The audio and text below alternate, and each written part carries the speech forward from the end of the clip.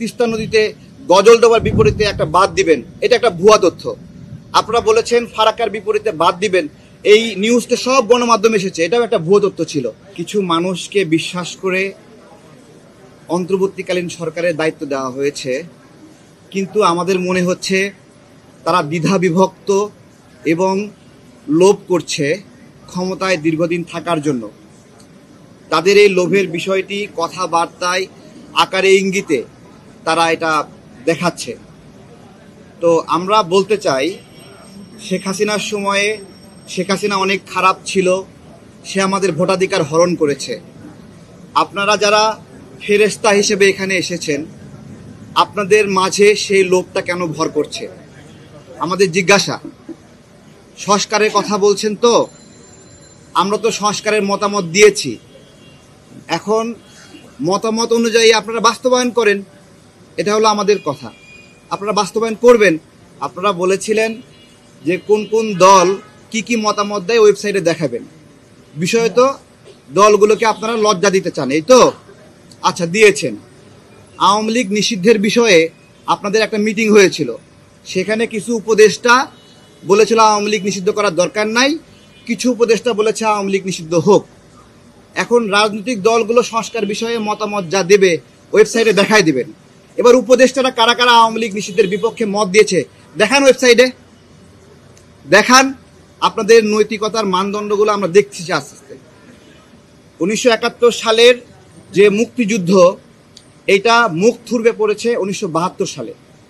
আর 2024-এর যে গণ অভ্যুত্থান, এই গণ অভ্যুত্থানের এটা মুখ থুবড়ে পড়েছে 2025-এ এসে।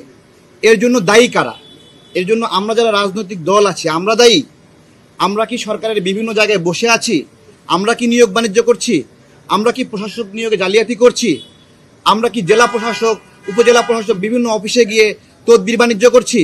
এগুলো তো আমরা করছি না। তাহলে যারা করছে তারাই এই সরকারের দুর্নামের জন্য দায়ী। এখন পর্যন্ত যেই সুন্দর সুন্দর কথাগুলো বলেছেন, এগুলো ভুয়া বলে প্রমাণিত হয়েছে। এর মধ্যে আপনারা বলেছেন যে তিস্তা নদীতে গজল ডোবার বিপরীতে একটা বাঁধ দিবেন, এটা একটা ভুয়া তথ্য। আপনারা বলেছেন ফারাক্কার বিপরীতে বাঁধ দিবেন, এই নিউজটা সব গণমাধ্যমে এসেছে, এটাও একটা ভুয়া তথ্য ছিল। তারপরে চট্টগ্রাম থেকে ঢাকা ইলেকট্রিক ট্রেনের একটা গুজব ছড়িয়েছেন, সেটাও ভুয়া। তো এই সকল ভুয়া তথ্য দিয়ে নাগরিকদেরকে ভোটাধিকার বঞ্চিত করে রাখা যাবে না। আমরা বলেছি ডিসেম্বরের মধ্যে নির্বাচন করতে হবে। ডিসেম্বরের মধ্যে মানে কি 1 জানুয়ারি, 5 জানুয়ারি? তা না, কিন্তু ডিসেম্বরের মধ্যে মানে এটা নভেম্বরে হতে পারে, এটা আগস্টেও হতে পারে। যদি সংস্কার সম্পূর্ণ হয়, নির্বাচন কমিশনের প্রস্তুতি থাকে, হতে সমস্যা কোথায়? তাই নয়? আপনাদেরকে তো ক্ষমতা উপভোগ করার জন্য দায়িত্ব দেওয়া হয় নাই। আমরা আশা করি যে ফেরেশতার বেশে এখানে এসেছেন, ওইটা ধরে রাখবেন। ওটা ধরে রেখে সুন্দরভাবে কাজ সম্পূর্ণ করে দেশকে একটি গণতান্ত্রিক প্রক্রিয়ায় যে ট্রেন, ওই ট্রেনে আপনারা উঠায় দিবেন। দেশটা জনগণের দ্বারা নির্বাচিত সরকারের হাতে চলবে। এবং অনেকে আমাদেরকে ট্রোল করছেন, জনগণ বলার সময় তাদের নামটা যেন না বলি।